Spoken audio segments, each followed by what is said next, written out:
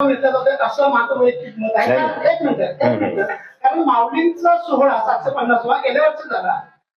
तुकोबारायांचा 5 आता 20 सोहळ्याला तेही पूर्ण झाले. मग गेल्या वर्षी का नाही घेतला हा माझा प्रश्न. ते बरोबर आहे तुमचं म्हणणं. गांधर्व महाविद्यालयाचा 125वा वर्ष हा अत्यंत महत्वाचाच आहे. त्याच्यामध्ये आपण आपला फायदा हा बघतोय संतपीठ की गांधर्व महाविद्यालयाचं जे नेटवर्क आहे पूर्ण जगामध्ये ते आपलं नाहीये. आणि पीसीएमसीला ओळखत नाहीत लोक, गांधर्व महाविद्यालयाला जगात ओळखतात. अहो नाही, जगात नाही ओळखत. अहो जगात नाही ओळखत, जगात ओळखतात.